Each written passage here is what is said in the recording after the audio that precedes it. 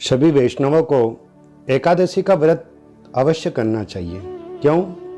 क्योंकि एकादशी के दिन व्रत का बहुत बड़ा महत्व बताया गया है। एकादशी के दिन जितना हो सके हमें दान देना चाहिए और एकादशी के दिन कम से कम बोलने का प्रयास करना चाहिए। बंधुओं, एकादशी का व्रत सभी व्रतों का राजा बताया है और जो व्यक्ति एकादशी के दिन पाप करता है, मिथ्या बोलता है, झूठ बोलता है, कपट करता है, उसे भगवान अपने धाम में निवास नहीं देते हैं। एकादशी सभी व्रतों में उत्तम बताया गया है और एकादशी के दिन जितना हो सके कम बोलने का प्रयास करो, ज़्यादा से ज़्यादा दान देने का प्रयास करना चाहिए। और विशेष रूप से तो मैं ये भी कहूँगा कि नित्य प्रतिदिन ठाकुर जी को तुलसी का दल चढ़ाना चाहिए और एकादशी के दिन विशेष रूप से तुलसी का पत्ता ठाकुर जी के मस्तक पर चढ़ाना चाहिए। बताया गया है कि तुलसी हेम रूपम च रत्न रूपम च मंजरी। तुलसी का जो पत्ता है वो स्वर्ण के समान ठाकुर जी को प्रिय है और तुलसी के ऊपर जो मंजरी लगी रहती है वो रत्नों से भी ठाकुर जी को ज़्यादा प्रिय है। तो इसीलिए मैं बंधुओं आप लोगों से यही कहूँगा कि एकादशी के दिन हमें ठाकुर जी को तुलसी का पत्ता अवश्य चढ़ाना चाहिए। जितना हो सके दान धर्म देना चाहिए, दान करना चाहिए, अपने गुरु मंत्र का जाप करना चाहिए और विशेष रूप से हमें वो वस्तु का दान देना चाहिए जो हमें सबसे ज़्यादा प्रिय है। और एकादशी के दिन भूल कर भी अन्न का दान ना करें। एकादशी के दिन महाप्रसाद जिसे आप लोग चावल कहते हैं उसका भोग ठाकुर जी को ना लगाएं। और एक बहुत सुंदर कथा मैं आप लोगों को सुनाने का प्रयास करता हूँ। एक राजा हुए अम्बरीश, जो कि बहुत ही पुण्यवान और धर्मपरायण व्यक्ति थे।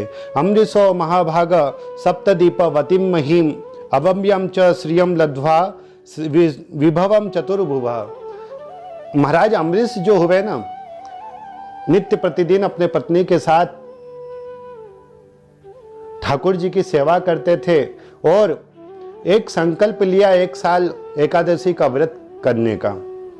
समय व्यतीत किया, देखते ही देखते 1 वर्ष पूर्ण हो गया। मन में विचार किया कि क्यों न मैं एकादशी का उद्यापन कर दूं। एक बहुत विशाल आयोजन करवाया, ब्राह्मणों को न्योता दिया, ब्राह्मणों को बुलवाया और एकादशी का उद्यापन करने की तैयारियां करने लगे। एकादशी का व्रत जैसे ही उद्यापन जैसे ही पूर्ण हुआ उसी समय वहां पर दुर्वासा ऋषि का आगमन हो गया। जैसे ही दुर्वासा ऋषि आए, अम्बरीश महाराज बहुत प्रसन्न हो गए और दुर्वासा ऋषि का स्वागत किया, सत्कार किया, आसन दिया।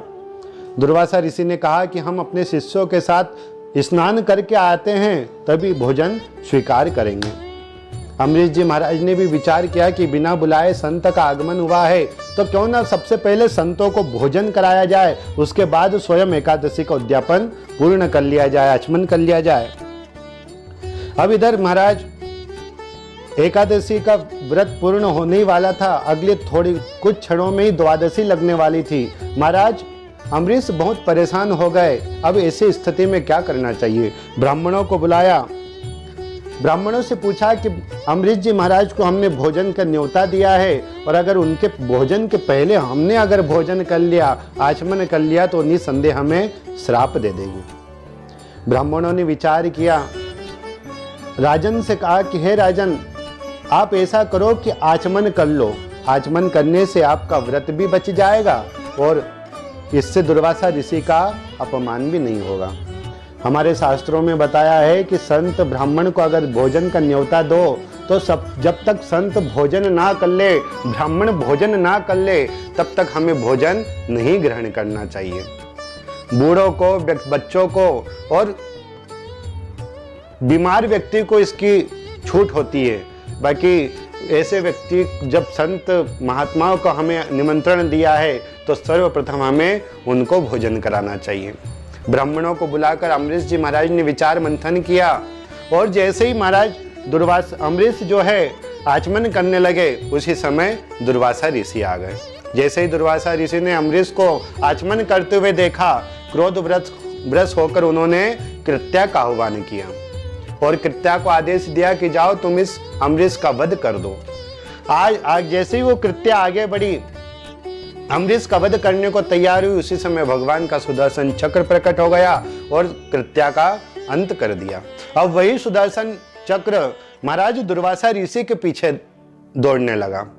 आगे आगे दुर्वासा, पीछे पीछे भगवान का सुदर्शन चक्र।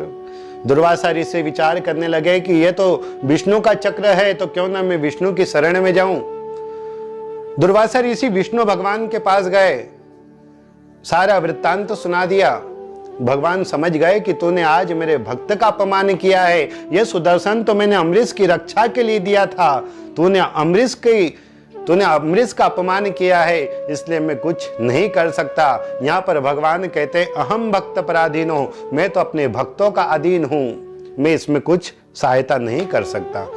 आज दुर्वासा जी महाराज समझ गए कि भक्त से, भगवान से बड़ा भक्त होता है। दौड़े दौड़े दुर्वासा जी अम्बरीश के पास गए, क्षमा याचना मांगने लगे और वहीं पर अम्बरीश जी महाराज ने दुर्वासा ऋषि को क्षमा कर दिया और वहीं पर भगवान का सुदर्शन अंतर ध्यान हो गया। तो भक्तों में इस कथा के माध्यम से आप लोगों को एक ही बात कहना चाहूंगा कि एकादशी का व्रत सभी व्रतों का राजा है, उत्तम फल है एकादशी का व्रत। और जो वैष्णव एकादशी के उस उत्तम व्रत को करता है वो वैकुंठ धाम के परम पद को प्राप्त करता है।